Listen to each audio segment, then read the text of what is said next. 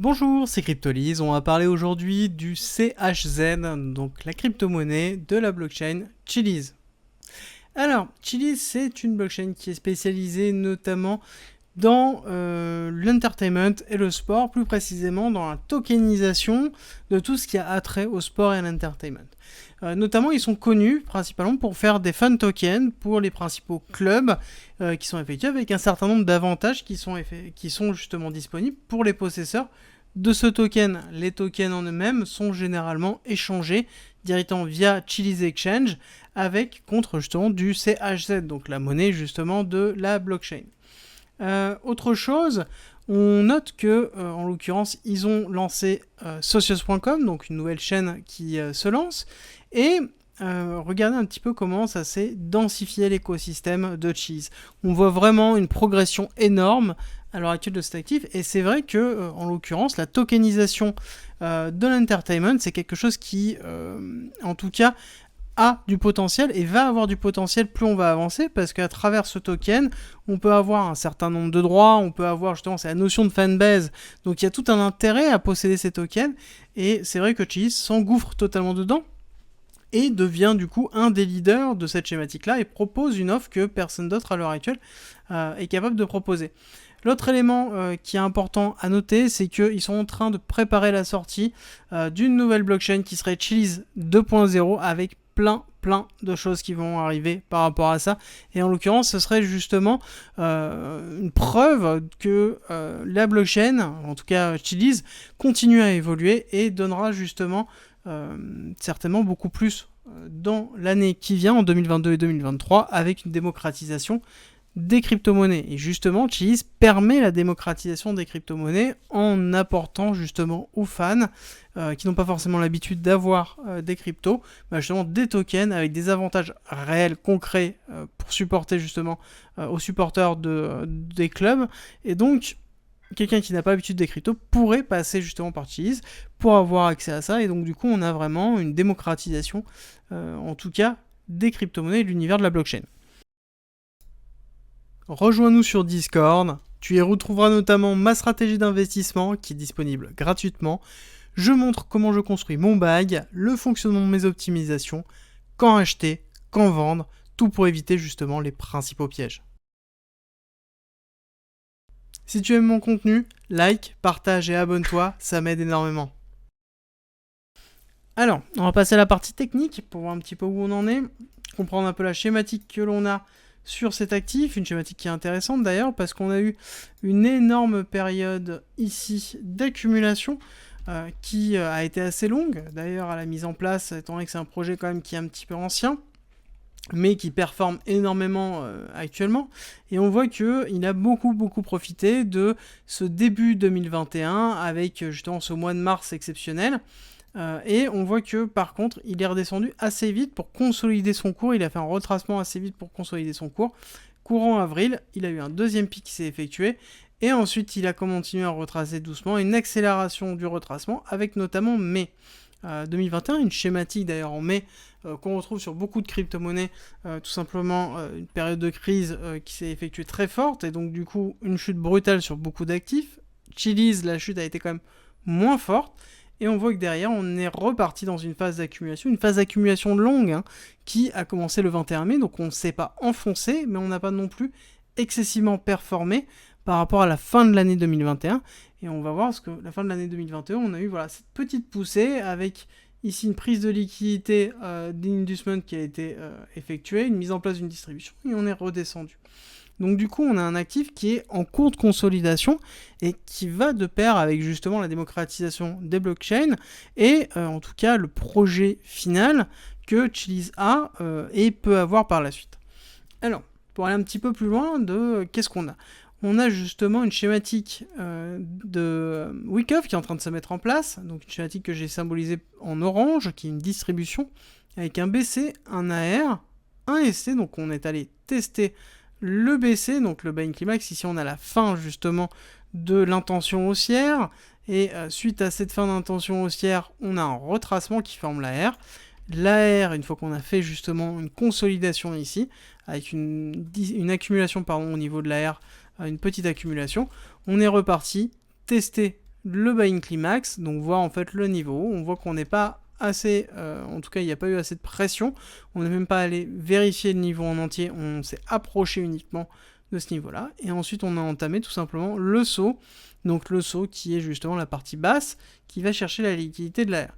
Alors dans ce saut, on voit que le saut est entamé du coup depuis mai 2021, on n'est toujours pas reparti dans ce saut, on est toujours même dans le saut en lui-même. Si on place voilà, de cette façon-là, on le voit un peu mieux, on est dans un saut, tout ceci est le saut en l'occurrence. Et ce saut est une énorme accumulation de Wyckoff qui est schématisée en vert avec le selling climax, donc c'est-à-dire l'arrêt de l'intention baissière.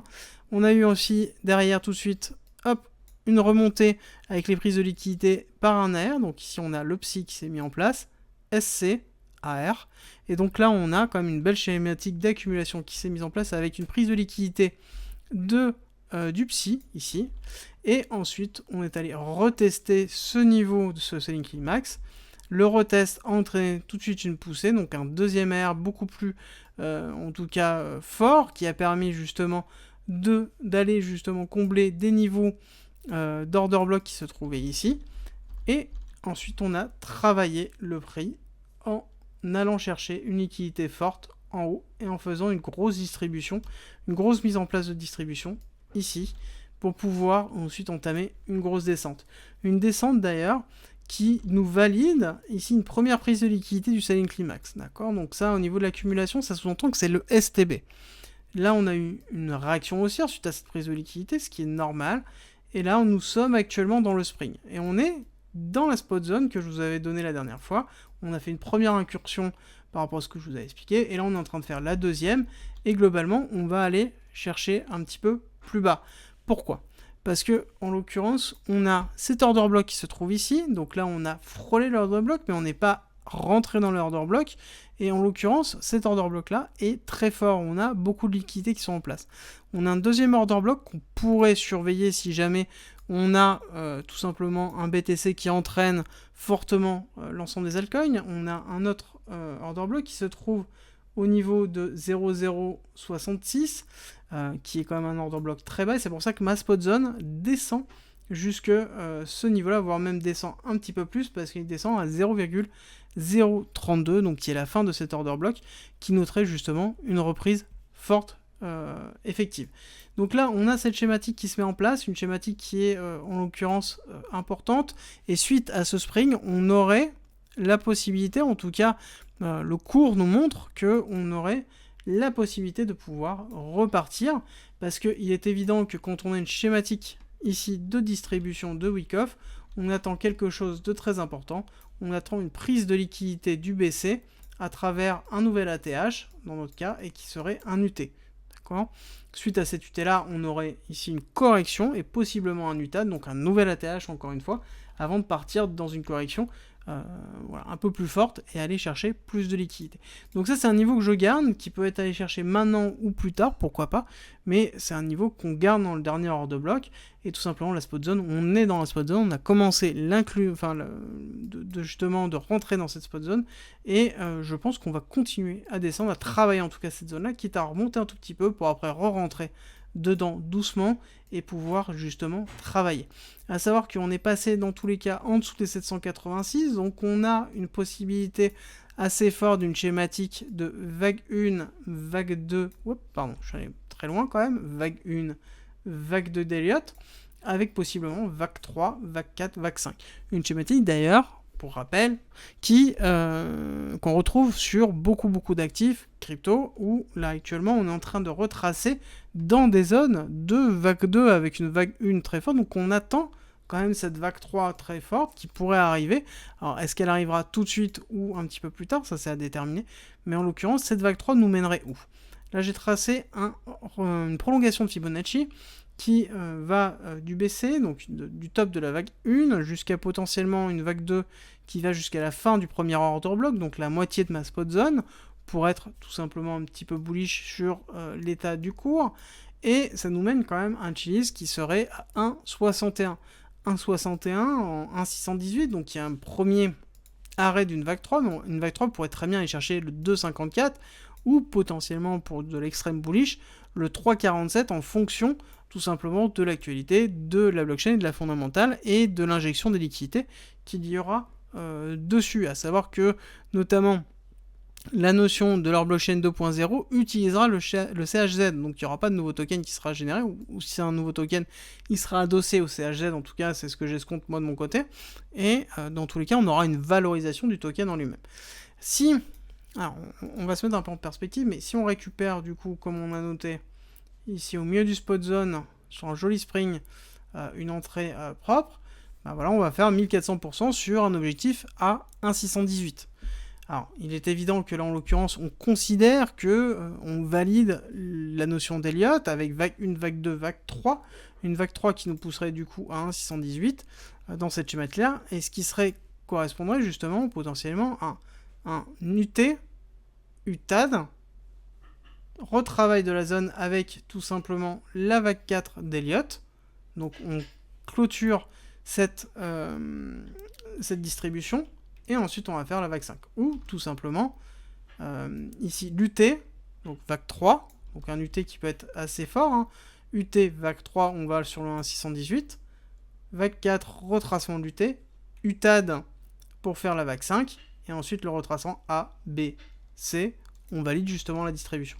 Donc là, on a quand même une schématique très forte qui se met en place en point de vue technique, qui nous indique qu'en effet, là actuellement, dans beaucoup de cryptos, nous sommes dans une période intéressante pour pouvoir acheter, pour pouvoir faire des investissements en un DCA, et en l'occurrence, potentiellement un départ à la hausse avec une grosse vague 3 qui pourra arriver.